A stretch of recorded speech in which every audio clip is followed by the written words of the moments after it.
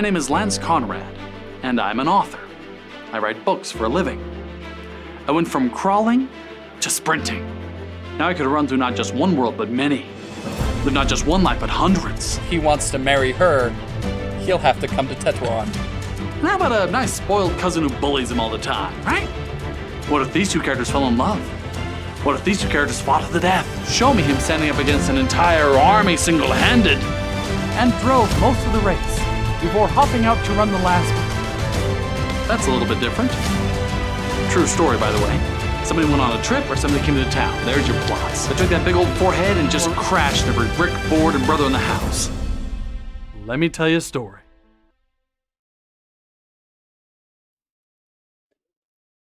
Hello, everyone.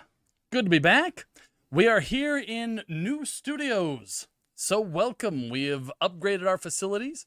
And since we are in a new place, we're actually going to be trying a new type of segment. This is Author's Corner. This is normally the time where I would do Ask Lance, where I just answer questions from the fans. But we decided it'd be more fun to bring in other people, another author. And so we have here today with us Scarlette Pike, who is a two-time author. Now, let's just cover some basics real quick. Okay. Are you traditionally or self-published? I am traditionally published. Nice. Who are you published through? Cedar Fort Books. Nice. Yeah. And you have 2 books, yes? I have 2. All right. Tell us about them. The first book is In Spite of Lions, and it is set in Africa, in Central Africa, actually. And it is in the Victorian era time, so the same time frame as all the stories that we love, Pride and Prejudice and Jane Eyre. But I take her and I put her in Africa, so that's fun. Nice. Yeah. So that Jane Eyre, Charlotte Bronte type time period, but yes. Africa. Let's go to Africa. I have to say, thank you. You're welcome. I cannot tell you how irritated I am. Okay. Every time someone refers to the country of Africa, it hurts my soul. Do you want to talk about it? I kind of do. But we better circle back. Because, yeah, Africa is a major blind spot. Huge. It's a huge, continent of Africa. Yes. Yeah. Continent with so many different countries and cultures and races and languages and, yeah. It's a big place. Anyways, so why did you do it? What gave you the idea to focus on Africa for your historical fiction? You know, I chose Africa because I was, okay, there's a story. I love stories. I was at home. I had been working more than 70 hours in hotel management, and I moved from that job to go to another job, and I found out that I was expecting a baby, which is exciting and wonderful, but doesn't mean that I can stand behind a front desk for 8 hours at a time. So I was at home, and then even after my baby was born, he turned out to be obnoxiously amiable. He would just sleep 8 hours throughout the day and the whole night at 3 weeks. And so I found myself used to a very busy lifestyle and then suddenly not having that. And it was winter and I had no friends and half my income and I couldn't go out because the baby's sleeping. And so I actually said a very angry, belligerent prayer. Yeah. So I'm getting to Africa. I promise I am. I said a prayer and said, okay, if God is real and he sees me, then I am losing my mind. I'm so bored. I cannot do this. And I need something to do. I need something to do that is at home with the baby while he sleeps. And I can feel fulfilled as a person. And I can do it at little to no money is what I need to do. So I actually, through the night, had a dream about a Victorian era heiress who runs away from London, who doesn't like it there, who doesn't want to be there. And I woke up and said, wait, then where does she go? And I researched China, India, Africa were all major hubs of missionary work at the time out of London. And, there were things going on, but what interested me the most, what was happening in Africa with David Livingstone. And I decided she goes with him. So I found all of David's journals online for free, and I read all of them, and it was great. Now, usually when people hear that, it's Dr. Livingstone, I presume. Yes. Is it Livingston? Do we have a definitive answer? You know, my my dad says stun, Livingston, and I rebelled for a long time and said stone. But then I decided, oh, he's probably right. He's Scottish. David Livingstone was born in Scotland. Livingstone or your dad? Livingston was born in Scotland, so he probably said it's done. So, Dr. Livingstone. dads are always right. Yep. All right. That's what I learned. All right. And you mentioned research. Yes. Okay. Now, I write fantasy, so I can make up everything, Yes, you can. right? Yes. World building. And that's one of the things that I've always kind of like shied away from with historical fiction is that rabbit hole of research, that never ending. There's always one more thing and then conflicting stories. So I would like to hear your journey of research. How did you get to a point where you felt comfortable writing an entire book in this land with these people? Okay. I like rabbit holes. I All enjoy for it, that. huh? The only thing is that you just have to map your way through it, right? Is where did I end up, how did I end up reading this book? It was because I read this one and I saw that note and then I went from there. A lot of my research came from interlibrary loans, which I didn't know. And maybe you guys already know this, but you can go when you go to your library and they don't have the book that you want or need or you found on Google and you really need it in your life, then you can open up an interlibrary loan and they will mail a copy of that book from any library in the US and you just pay shipping. And so I said, can I have books from the Smithsonian? And they said, yeah. Which ones do you want? What? And so I know. So I was not aware of the power of the interlibrary loan. So I get these super obscure. Ooh. Oh, I love old Don't books. they just look so old? And Oh, so this yummy. is amazing. I researched a lot of actually David Livingstone's brother-in-law. He journaled a whole lot more, believe it or not. And so I got a lot of information from him. So that's a book on his brother-in-law. This one that Lance is holding is one on Chief S.A.T, which he was David Livingstone's one and only Christian convert. So Oh, really? So David Livingstone only had the one. one convert. Yep. How long did it take him to get that Oh, my land. one convert? Long time. Chief S.A.T was the chief. He was the head of his tribe, and his people relied on him to do the rainmaking, and so it was a really tough decision for him. It took him years to actually commit to baptism. By the way, I'm saying all of this about David's missionary work, but in the book, I actually focus more on his exploration than his religion. So I just wanted to mention that. Okay. Yeah. What all did he explore? He explored across the Kalahari Desert. That was his big. He was trying to make basically a passage from coast to coast in Africa in a wagon pulled by oxen. That's what he was trying to do, because then it could put a big hit on the slave trade. And he was successful. He didn't know it until after he died, but he was successful. Connect the dots for me here. How would a cross-land passage across Africa help destroy the slave trade? Absolutely. More traffic, more eyes, more accessibility from, for sure, from the coast into Kolobeng, where the Livingstones lived for a short while. You know exactly how to get there because there's roads and you don't need like a specialized guide to get there. Everyone knows how to get there. That puts a serious dent in slave trading. No, not as much secrecy, if you will. So the slave trade depended on keeping everybody away. Oh, don't travel through here. It's dark and scary. Can't even make it through here. So just go sail around Cape Town or Yes. whatever. And no one goes in there because it's uncharted and it's like the black continent, and so no one goes through the middle because it's it's death, you know, and so he really helped the slave trade by Help destroy the slave trade. Sorry. Let's be clear. He really helped the slave trade by making roads and everything. It was so much trouble to get them out. It was a passion of his. Yeah. Thought I'd write a book about it.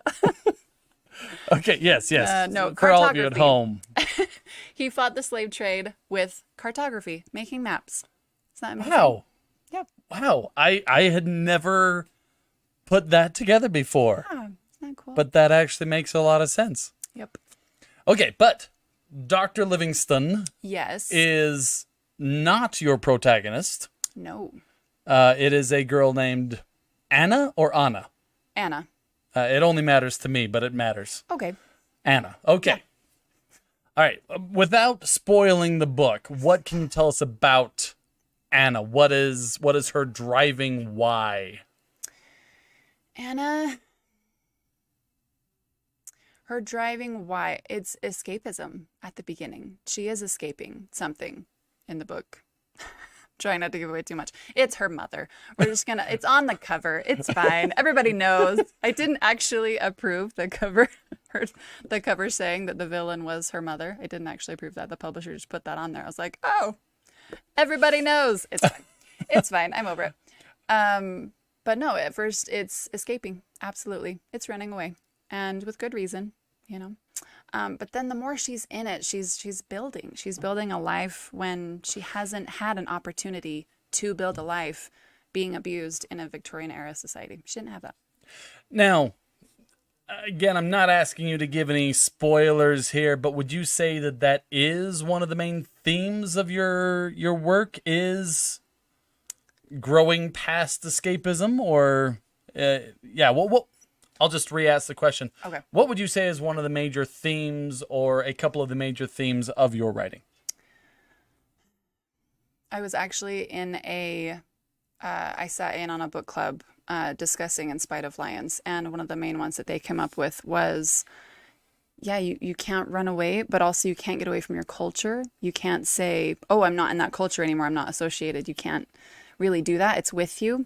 And also things are not as they appear. I do change perspectives just for a couple chapters, and things are seen from a different character's point of view. And I really like that. You know, it sheds light on the situation and really, you know, drives home to the reader that things are not as they seem. So I like that one. Okay. All right. Now, there is something you said earlier I wanted to revisit a little bit, because you talked about how essentially having a child, becoming a mother, is really more what got you into writing. Would you say that's accurate? Not quite. I got into writing because of boredom. Sheer mind-boggling boredom. Writing was not on my horizon at all. I didn't think that it was. That was my next question. Yeah. Had writing been an interest earlier than that? Never. In fact, all my siblings there were many of them, they were all into reading and writing at an early age, and I just wasn't interested. I just wasn't. I wanted to be outside. I wanted to be with friends, and I didn't want to be reading. I didn't want to be writing. It really was only in my early 20s that I started going, hey, books are cool. That's awesome. Books are cool, Books kids. are cool. I actually realized that there was something there for me, and started reading just gangbusters, and then got into writing, but didn't have it as, you know, didn't have it on my radar at all. It just happened after the prayer. It did.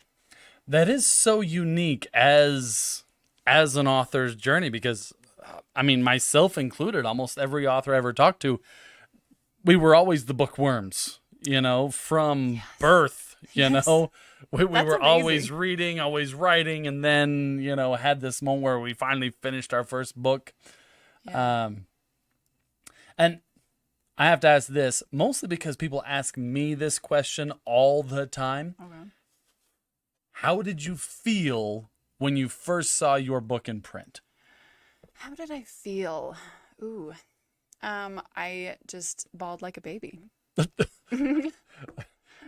You'll need to clarify. Was this? It's massive overwhelm that I actually did it. Like from beginning to end, I did it. So it's overwhelm. It's joy. It's absolute panic. I cry over a lot of things. It's panic because of worrying about character development and typos and historical accuracy for sure, reading all these books. And I did actually have a mentor as well. He's a professor at the University of Botswana, and he would help me and he'd read parts for me. But still, I was like, what if he was wrong? What if someone who really knows what they're talking about reads the book and then they call me out for what I've been doing wrong? And they'll discover I'm a fraud. they'll know. Yeah, totally. Imposter syndrome was happening everywhere. And no, I felt lots of things. Tell me about this mentor. Yes. My mentor is Baralang Saboni. He is the professor of literature at the University of Botswana. And he does, he writes poetry. He helps me with research. He helped me with pronunciation, which is important because Chief Sechela, they spoke Setswana, and it is still, here it's been altered. Of course it has been. Language alters. And so he could help me know how maybe Chief Sechela actually said it instead of how they say it now. So it was tricky. Nice. It was tricky. Nice. But yeah. That's actually of great comfort to me because I've read it, but I didn't know it was pronounced Sechela. I saw it. It looked so close to those islands off of Africa, the Seychelles. They're named after him. They're named after him and they pronounce it wrong? Oh. Let's cry. Let's cry. Let's cry about it. Yep, they're so I pronounced actually Seychelles. had the right. You did. Yep. Named after him. But Baralang is, knows his history, knows what he's doing, and he has written his own books on Chief Sechela and knows how to pronounce his name. And it's say, like saying words, right? Say. Che, like change, Che. and then le, like let. So the end has to be like lazy. Sechela. Yeah. Sechela. Sechela. There you go. Okay. We're done. All right. Not Seychelles. We called him Setchel for so long. Me and my kids and my husband called him Setchel. No, that's wildly off. That's still closer than Seychelles. No, there's a lot of. But that's fascinating that those islands are actually named after him. And I want to go. Well, They're yeah. gorgeous, but no. Did you travel at all for research for this? I did. I actually did not go to Africa. I was ready to go, and I couldn't make it work. Anyway, but I did go to Scotland. And saw where David was born, and there's a museum there, the David Livingstone Birthplace Museum, and I got to go, even though they were in renovation, I got to go back and see all their things that they were, keeping safe. So I saw lots of stuff. I have to ask, we can't just buzz by that. How did you get that? Like, excuse me, I am an important American author here doing research on Dr. Livingstone. Let me into your closed museum and show me the good stuff. How did you pull that off? If anyone hears me talking like that ever, you can shut me down immediately. Just burn the books. No, I just emailed. I emailed the curator and just said, could I? And she said, yeah. The shortest story. She was amazing. She is amazing. It's something that actually has a very strong moral. I am surprised at how much I myself have gotten away with in my life just by asking. Ask. Right? Yes. Like, I know this is the rule, but can I do it anyways? Could we not? Could we not? Is that just as good? And yeah. Sometimes. I wouldn't say a lot of the time, but probably a good, 30% of the time? Like, yeah, it's fine. That's how I got Baralang as my mentor, was I just emailed him and said, hey, I would love a mentor to help me write this book. Will you? And he said, yeah, I will. Okay, let's back up even more. How did you find a professor of literature in the University of Botswana? Like, how did you even make this connection? I didn't bring it. There was, related to one of these books, there was a note in them that they had gotten their research from a grad student's paper at the University of Minnesota. Minnesota? I hope it's Minnesota. Minnesota. And so I emailed him and said, hey, I saw you did your grad work in African Studies and you focused on Chief Sechela. Who did you look to for research? Can I have your paper? And he mailed me his paper. And then I got all of his resources. Yes. And one of them was Baralong Saboni. He wrote a play about Chief Sechela. And so I got, I didn't have access to the play. And so I got his email address from the university and said, I'm not a student, but I would love to read your play. And he said, sure. And he just sent it to me. So. Okay. I feel like for the people at home, we do need to take a moment and ask or go over who was Chief Sechela. Nice. Okay. David Livingstone's one and only convert. He was the chief of the Bekwena. Mm-hmm.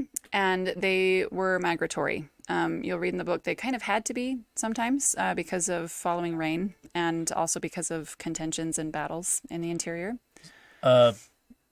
We're going to have to go a little bit deeper into contentions and battles. I certainly understand the whole idea of following the rains. Yes. Right. Trying to, were they herdsmen? No, They didn't not have really. cattle? They did, but it was very, and their status was dependent on how many cattle you had. One of Chief Sechela's famous quotes was, Queen Victoria must have many cows. It was a status thing. Did she? Did Queen Victoria have many cows? You tell me, Lance, I don't know. I'm not sure. Internet? Could you look that up Please for us? Google How many cows, cows did Queen Victoria have? And then Chief please let us know. Sechela He would like to think know. He would have a lot. That makes sense to me. I imagine she had many cows. Anyway, She must. So they did have cows, but more as status symbol. It wasn't core to their and it wasn't survival. A herding type thing. It was, as far as I can tell from the research, they were mostly penned, and it was just, I have those cows in that pen there, and behold my cows. Those are mine. Yeah. Yeah. Okay, good. So, but they also did have to move quite a bit because there were, confrontations and battles with the Dutch Boers, who were the settlers. They were settled in Cape Town, but they moved to the interior after slavery was made illegal, and they moved to the interior because they didn't agree. And then there were battles in there. Okay. There's a lot to unpack. I'm about to say that there's a whole lot there. We can't just rush past this. So the slave trade was made illegal. Yes. And the Dutch Boers, out of protest, moved inland? Sorry, it's not funny. Yes. What was their reasoning there? Like, we will go have slaves in the interior then, and you can't stop us because there's no roads? Mm-hmm. We have a right to slaves. It's our human right. We, they are descendants of Ham, and we are like Moses. We'll just, we all have embarrassing histories in our lives, but this just and Moses like was one of known them. for, enslaving people. There's so much to unpack there. Major thing there. Okay. Yeah. Yep. Yep. Oh, we also have a comment from Michael Forsyth, Queen Victoria, at least 10 cows. More than 10 cows. It's like that short movie. What is that one? I will pay 10 cows for Queen Victoria. What is it? Johnny Lingo. Johnny Lingo. Johnny Lingo. At least 10. Thank you, Mahana. Michael. Thank you. Mm-hmm. Johnny Lingo was amazing. Yep. All right. Those of you who have never heard of Johnny Lingo, it is a short film about a person's worth. And we'll just leave it at that. It's just a cutesy little, you should feel good about yourself because you are worth 10 cows. Not cutesy. Monumental. Monumental. Thank you. All right. Apparently, also in the chat, Tom has found an article about Queen Elizabeth's cows. Nope, not Elizabeth. Well, I imagine Queen Elizabeth, her cows probably came down the line from Queen Victoria's cows. So I'm sure there's a tie-in. There's got to be some math around this, right? How many cows would Queen Victoria have? We'll have to revisit the issue of how many cows Queen Victoria had at a later date. How it goes down generations. Yeah. Okay, Okay.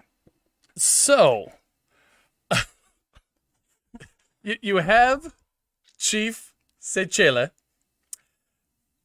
in the interior, migrating around, following the rains, Yes. and occasionally clashing with the Dutch Boers who moved inland to assert their divine right to enslave their fellow man. Accurate. Wow. Wow, I was really hoping I Let's- was off on something Let's there. throw a British girl in the middle Yes. and see what happens. Yes, that is where Who's never traveled anywhere, who has no family, no friends, attaches herself to the Livingstons for survival, and they quickly become her friends. But who has never, built a fire, probably never like touched a cow, let alone like be around them. There is this great scene. Oh, it's so great. And I don't think I'm spoiling very much because you know that she goes to Africa, but it was a common welcoming gesture for if you have a new person come into the tribe, then the chief slaughters an ox for you and you have a feast, wow. right? It's just usually Killing the fatted calf. they do that in front of you, Usually it's like, you're here, boom. And there's just this amazing part in the book that I just love where I just have her just tilt her head just like, yeah, that just happened. That's straight from David's journals, though, that he said they'd have an oxen. They'd usually, they'd have an ox and they'd slaughter it there right in front of you just to welcome you. Just into to the honor tribe. you. Here. This is the special cow we have for you. And now we will kill it and eat it. Right in front of you. All right. Yep. Excellent. So Right she's from going his to learn journals. things. She's going to learn things. Now, I can't imagine that every just visitor to the tribe got a cow slaughtered for them.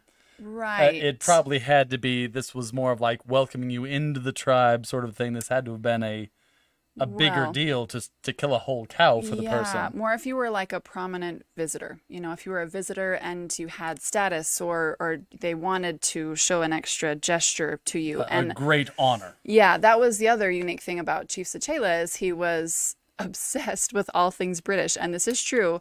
African chief would walk around in 3-piece suits that he would find. And he had one that was his favorite that was a tiger skin 3-piece suit in the African sun. Can you imagine? Anyway. Tiger skin 3-piece suit. I want to see.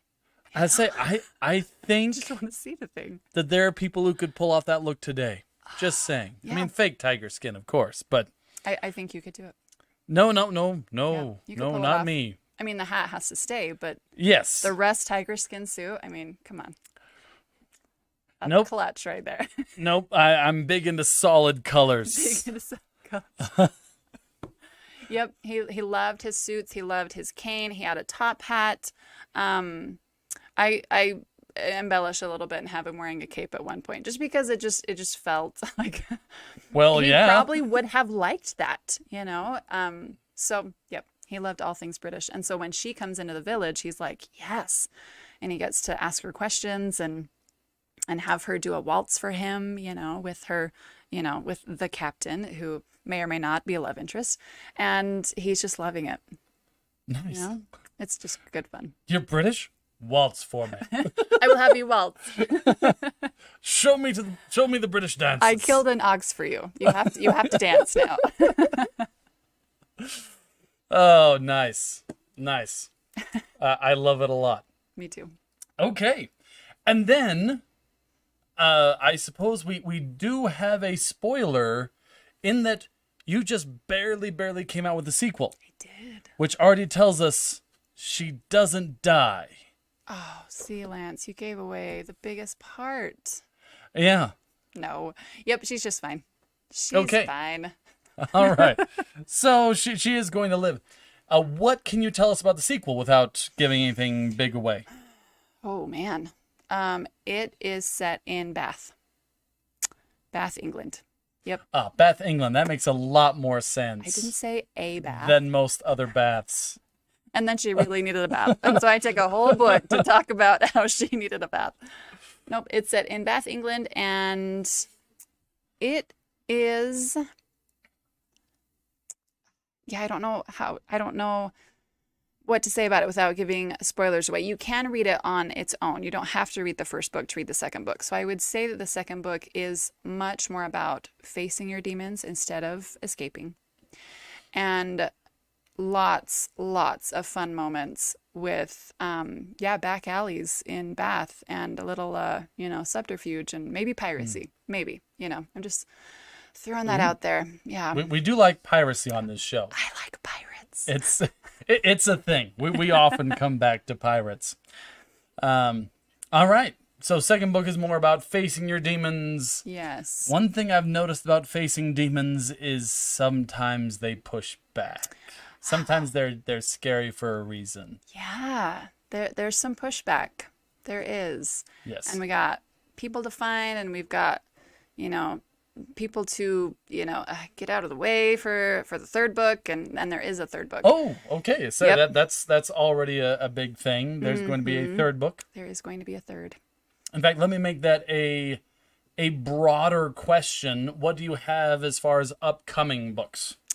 So yes, I have the third book in the Lion series that I will write. I have so much research to do. I really want William Wilberforce to be in the third book. I really want him to be a key character. Ah, yes, William Wilberforce. Yes. Okay. Because okay. we all know who William Wilberforce is. You guys haven't seen Amazing Grace? Yes, you have. I don't remember all the Williams. Okay. Everyone in 19th century England was named William. For good All reason. the men and about half the women. For good reason. It was all William and Wilhelmina. We've got William Wallace and we've got William Wilberforce. And both of them, yes. William Ernest Henley. Yeah, I can go on. Yeah, just endless Williams. So you can't just throw out a William there and expect me to know who it was. Name your child after William Wallace. That's amazing. If I name my kid William, I've named him after most people in England. That's amazing. So William Wilberforce was the main Parliament participant in abolishing slavery in Great Britain. Okay. Yep.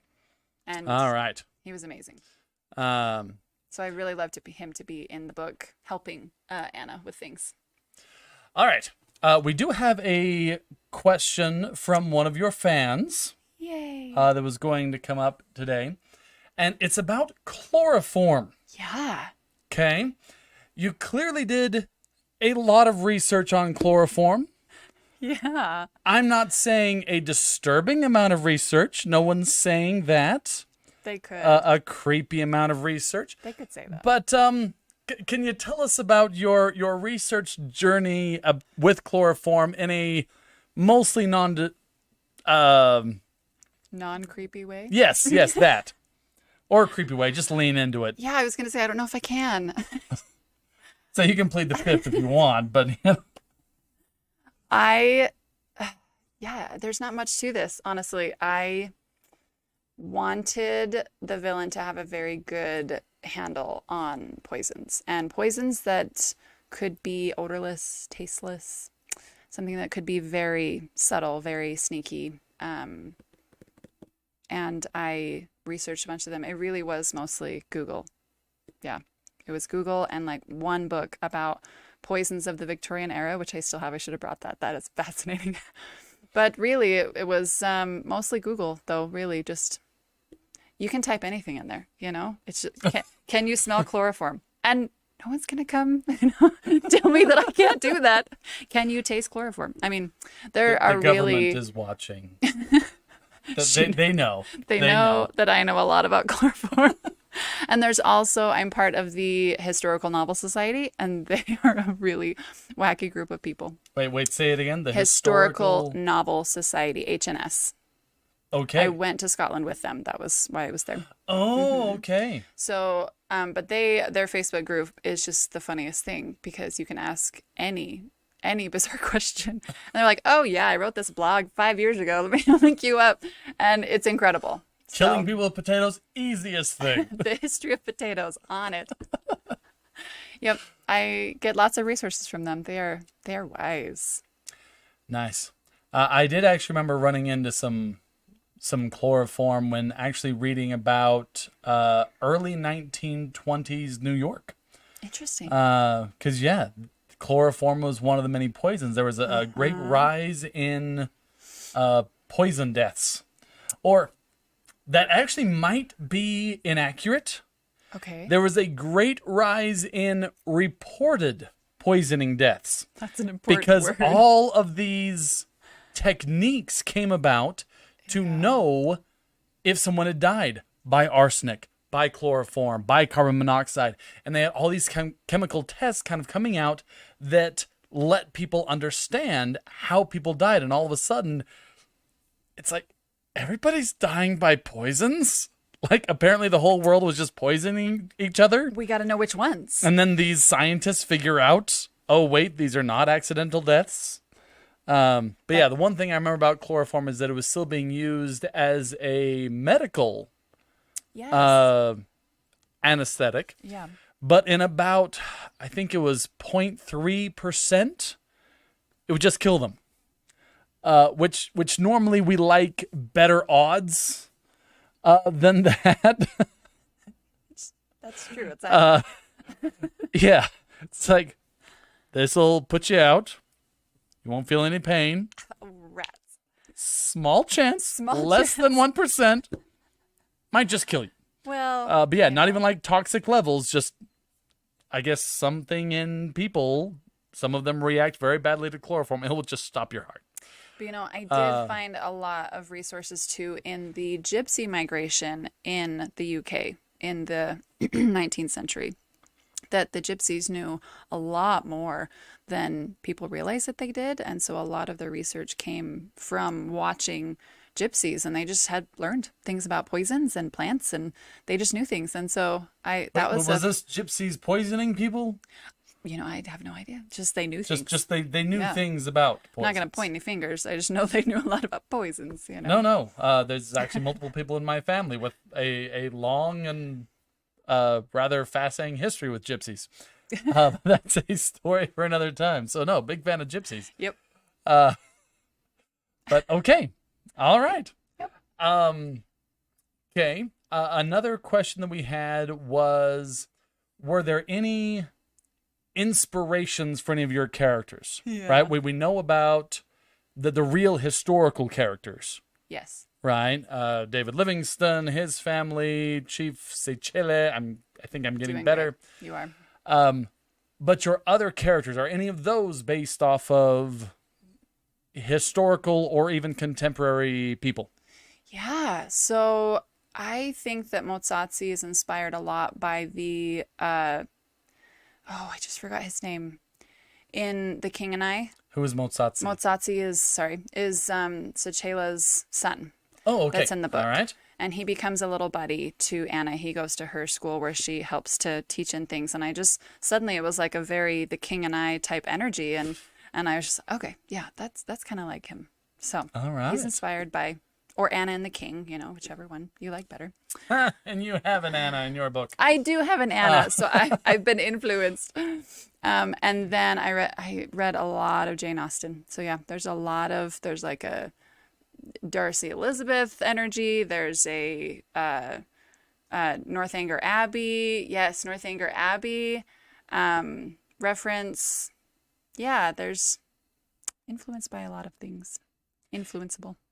Now, you don't have to answer this one necessarily, but are any of the characters' experiences based on your own life? Okay, very first. Scarlette Pike, do you have an abusive mother? I finished writing this book and I was like, Freud would have a great time with me. He could sit me down and just have a great time. At first, I have to say, my mother is a complete angel, absolute angel. And if anything, she inspired, like, what would it be like in opposite world? What would it be like if your biological mother just absolutely hated you?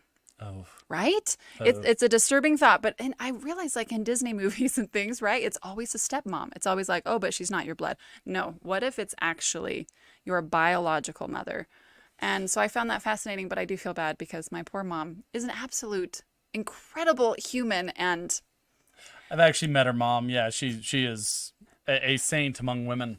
Uh, she is. it is Yeah. fun to tease Scarlette about Every time. are you Are overcoming you okay? your abusive mother? I feel fine. No, every time I come out with a book or I write a particularly disturbing scene, I text my mom and say, I am so sorry. It really is just, It's not about you. there are some scenes in the book that my husband reads and he takes a step away from me, you know, and he goes, that was straight up Poe. Like, you were like a modern day Poe. And he gets kind of nervous about being around me for a couple days. And yeah, that's when I text my mom and say, I'm so sorry.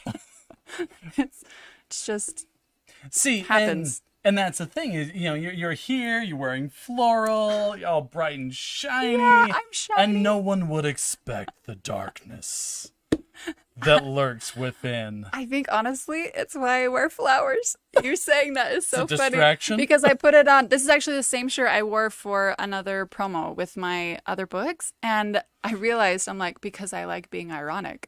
I like that they don't really know that I wrote that one part where, you know, a woman kills a man and then she slowly slips the rings off his fingers. I kind of like they don't know that, and then I show up wearing flowers. It's like this disturbing. I enjoy irony. Slips the rings off his Yeah, fingers? like he's dead. Okay, Right, and she just, killed him. first thing she does is just goes and just like slowly takes the rings off his fingers. That's creepy. I creep myself out with it, and then I wear flowers to almost like rebalance the universe. You know, I'm helping you guys out. Okay. I mean, you're welcome. Is what I'm trying to say. Yeah. No, that's real interesting. Isn't it? Yeah. You're not the first. This is something we ask all the guests on here. Have you ever killed anyone? I'm just saying we should have She's looked dithering. we should have looked in Poe's walls after he passed away. And I'm just saying that No one wanted that job. nobody wanted that job. And also don't look in my walls, you know. Okay. All right. And that was Scarlette Pike avoiding the question about whether she's ever actually killed anyone. Answer it with a question. Yes. Nailed it. Nailed it. Oh. Now, you mentioned other works. Are there other things Yes. that you've been working on? I'm like outside of the interested- Lion's story? Yes, I'm interested in almost everything. It's getting really close. So this is my first children's book out. This is I write books for children on emotional wellness topics. So this is Ooh. Shame Mud. That's my baby. That just came out like a couple weeks ago. So Shame Mud is out. And I am working right now on It's pretty. it is pretty, and it's the matte finish. I like that. Yeah. No. Yeah. I like that. So that one is finished, and then in editing is Grief Waves. Grief waves? Hmm. All right. Sitting with grief, allowing grief to be like waves that we don't run from. And then also in editing is sticky labels, where labels are likened to sticky notes and they weigh us down and we don't need them. And I like the end of that one. The little girl dances, you know, all of her sticky labels off. I like that. So, yeah. So, we were just talking about the irony of the darkness of your soul. I'll give you time to sit with this. I will. And then we have you're writing books for childhood mental health. Yeah. I'm assuming they are for the children. This isn't like a parent how to make your children feel ashamed. Shame is a wonderful way to control your child. And in this simple book, you can 5 easy reinforce steps. 5 easy steps. You'll make them feel terrible. You'll control them forever. Yep. Well, I mean, what's your question? No, I'm just kidding. I just feel like the more I do my own self-improvement and I do my own emotional wellness work, and the more I look at my demons, right? The things that chase me, the things I feel self-conscious about, the things that I've been avoiding. The more I look at those, the more material I have for Lion series, right? Right. The more I come out just naturally, not forcing myself out of those dark places, but naturally coming out of them, the more I can write children's books. So this is kind of your yin and yang. Yeah. This is your darkness, and this is your healing. I can see. Yeah. Wow. That's a good way to put it. Wow. I only write one type of book. I'm very one-dimensional. They're good books. Not all of us can be twisted. That's for the select few. We can aspire. Nope, I like it. I like both sides of it. I enjoy the, well, and it's not all dark, right? The Lion books aren't all dark. It's a lot of triumph. Just I'm pretty comfortable in sitting with the dark because of my own self-healing. But the darkness is important for triumph, right? Yes. Here's where I can connect. Yes. With my books, right? I write fantasy, but the first thing you need if you're going to have a great victory is first you need to take that character and just mash him down to nothing. Yeah. Just a nice protagonist pudding, Yeah. betrayed, abandoned, beaten, ashamed, like, Yep. right? So they can rise. So they can rise. See, you get it. I do get it. If it makes you feel better about sitting so close to me. It does not. I did. Just kidding. You haven't even heard what I was going to say. Nothing will. Nothing will. My first beta readers on In Spite of Lions, they said the triumph came too quickly. You got to put her through more. That was that was first feedback I got. And I was like, what? She's already been through so much. She's already been through more than I will ever be, going through. And nope, they said, nope, it was not believable. And so I had to go deeper. You have to get deeper into darkness to get to more light, right? Are you sure maybe you didn't have just really sadistic beta readers? Like, I don't think she suffered enough. I feel like she needs to lose a limb. We just need to see that. Go straight up Skywalker on it. She'd be like, nope, it's not enough. You need less limbs. I really hope they're watching right now. That would be amazing. Maybe we should ask them. Was it because you're sadistic? I choose my friends very carefully. Because I did actually have one of my beta readers, when I was writing The Price of Nobility. Yeah.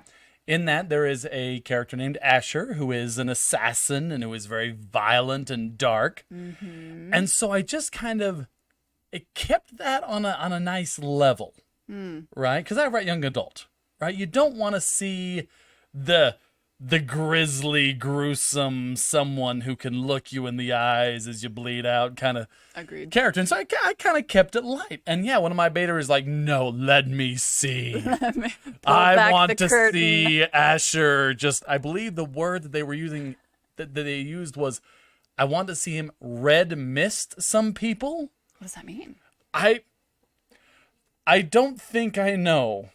Partially because it sounds way bad. I understood what they meant, but I didn't want to think about it too much. I'm honestly thinking of which poisons are red. Don't do it. Don't do it. Which ones are red that could be made into a mist? No.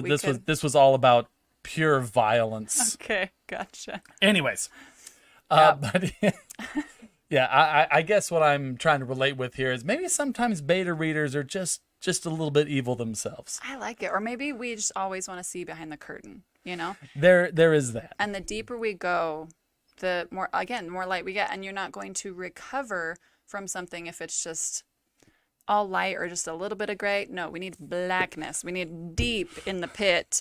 And then, we can rise. But gotta there was get in this there. one time I was at a restaurant and they were out of the roles I like, and I was just write a book about it. Has anyone suffered as I? It's gonna do well on Barnes and Noble. I believe in you. I believe in you. People are gonna want to read this. Yeah. Need that deep suffering. You do. All right, let's talk. We only have about 5-10 minutes left. Okay. Let's take a minute and talk about your writing process. One question that is often asked of me is, what do you do when you get stuck? I feel like a lot of writers are going to watch this, and that is an incredibly common question, is what do you do when you get stuck? Eat candy. Eat candy. It's hard. That was a shorter answer than I was expecting. I can answer this in 2 words. Candy. Well, just one. Candy. That was Candy. one word. No, I honestly think that you need to be nice. I don't believe in forcing yourself to write. I don't believe in the sit down and write 2,000 words. I just don't think that it's going to be from your soul's fire, you know? Oh, that's from a movie. I don't know from what, but it's from something. And it's just not going to be. And so if you're stuck and you're not sure where to go next with your writing, then wait for the muse, you know? Wait for it to come back. That's all that I do. I only write when I feel like it. And if you don't feel like it, you're eating candy? I eat candy. Those are your 2 modes, writing and candy? Okay, I'm sorry. Tell me a life plan that doesn't sound better than that. That sounds amazing. I am in. All right. Excellent. And how many drafts, right? You mentioned beta readers. How many drafts did this take you? I think I go through about 4. About 4 drafts? I get like a conclusive story, you know, beginning to end. And then I go through about, 3 sets after that of, beta readers, but also me reading through it and going, no, I sound like a putz just there. I'm going to try something different, you know? So that happens. Have you had any big conflicts with any of your readers or your editor? You know what? I thought that there would be a major conflict with my readers because a Boer descendant was one of the first women to read my book. And I was not ready. Not ready. And please be my friend after this. We just have to agree that it wasn't a great move. And actually, she read it and loved it. Your ancestors were monsters. That doesn't mean that you necessarily are. My ancestors were monsters too. It's not on the table right now. You know, some of them. So no, she read it and she loved it. And I was so grateful. But I've never sweat so much in my life while she was reading that book. I was so nervous. But no, she acknowledges that things happen, but also, and her perspective was there's no one-sided story. It was things were happening. It wasn't just, oh, the Boers were awful and they went and did this thing. It was, okay, we can sit and analyze their motivations, but in the end, there were things on both sides. It wasn't fully persecutor victim. Anyway, so we're all going to breathe around that. And actually, she gave it to her mom, also Boer descendant. And her mom loved it so much that she bought copies for all of her siblings, also all Boer descendants. And she's giving it to them for Christmas. Oh. It's like, no, why? Why would you do that? But there we are. Anyway, that's another reason why I write strictly fantasy. Play safe, man. I was just kidding. But then with editors, no, I've only ever had golden editors with this Shadows of Lions book. Oh, which I never showed. You have a copy of the sequel here? I have a copy. Da, da, da, da. There it is. With Shadows of Lions. You may. I have not read this one. That is my copy, which actually all my editors and the president of the publishing company signed for me. So that's like my special copy. Isn't that cool? All the people who worked on it. Oh, that's so cool. That's pretty cool. But the only mishap that I've had... But they said such horrible things in here. I'm kidding. I'm kidding. It's all very, very nice. This time, I did have a mishap with an editor that it went through one round of edits, and it was supposed to come to her for a second round, and she got the wrong file. And so she edited the first file again, and we were running on a deadline, and I had to email her and say, this one's already been edited. You just gave it a second pass through, but it's already done. I can't even go back and add your things in because it's already done. Anyway, so that was sad. And thank you for your time and effort. It was worthless. I'm sorry. I'm so sorry. And that's a cool thing that I do like about traditional publishing is, and I don't really have to stress about that because you guys are the ones investing all the money and time. And so sorry, I'll just send you the short email. Love ya. Have a great day. I've got a hot chocolate waiting for me. Gotta get back to this whole candy thing. It's part of my process. I'm just so busy, So that is the part that I like about it. Nice. Yep. Nice. A little bit about that. Did you get an agent first, or were you able to make a direct contact with the publisher? Directly with the publisher. Nice. How did that happen? It was good. I had an agent first, and I don't know what happened. So I went to a writing conference. I learned how to write a query letter, and which is amazing. At these writing conferences, they hold your hand through the whole thing. It's just kind of awkward, you know. But they go through every line of it with you, is what I mean. And I was picturing literal hand holding. Welcome to the conference. This is Sally. She'll be holding your hand. I was thinking more like Bert, you know, Bert's going to hold my hand. But they help you with every line of it and help you refine it so it's golden. And then I sent it out to a set of 4 and then waited for those rejections, and those came. And then I waited, you know, I did another set of 4, and I had this agent in New York contact me and say, I'd love to run with your books. I love the first chapter, and super excited. And then she like dropped off the face of the earth. Like her picture Just wasn't disappeared. even on their website anymore. Oh, wow. I'm like, what happened? Did I get you fired? Did she get fired for liking lions? I have no idea what happened, but it was kind of discouraging. And so I just kind of left it. I was like, well, I don't need it published. I wrote it for me. You know, that was my project. But my husband was very enthusiastic and he wanted it published. And so he kept looking out for opportunities, and I just wasn't. But he did, and he talked to this, you know, there was just like a friend of a friend of a friend said, apply to Cedar Fort. And I did, and they liked it, and I just went with that. So they're a good publishing house. I like them a lot. Nice. Do you have a number? How many times you were rejected before being accepted? People like to hear that. Is it about a number? Is it? People like high numbers. Highest I've ever heard, a guy was rejected 150 times for children's books. Amazing. It was awesome. The guy's like a hero to me. Yeah. That is amazing fortitude. You got like skin like a rhino if you can handle that many. Oh yeah. No, if I'm honest with myself, I think after about 50, I'd have quit. Yeah. Yeah. I'd have called it. That sounds at about 50. right. Yeah. I called it at 7. I was like, nah, I'm done. And then my husband found the one. So you were rejected 7 times. You gave up. I did. Husband ran with it. Yeah. And found Cedar Fort. Immediately? Was it like super easy, barely an inconvenience? There you go. Well, no, not like immediately in time. And you want to me get some published? What about grapes. these guys? Sure. There you go. No, it was months. It might have even been like a year. It was a long time where I was just like, I don't feel like doing this. I only like things that are fun. So I don't want to do this. But nope, it was because of John. Yep. I've found that it is this weird balance. Yeah. Because you write the best when you are just having fun. Yes. Right? That's your best stuff, is that when you're into it, when, like you just said, when you're writing for yourself. Exactly. But the road to publishing and success, like book sales and everything, that often isn't fun. And it takes someone who can like just grind through. Yep. Which I imagine is also helped by the traditional publishing having help. They do that. you market it. No. For me. Actually, I do a lot of my own marketing. It's just it's Awesome. not my favorite thing, actually. It's not my favorite. And so they help me and I do some, but yeah, I just keep trying.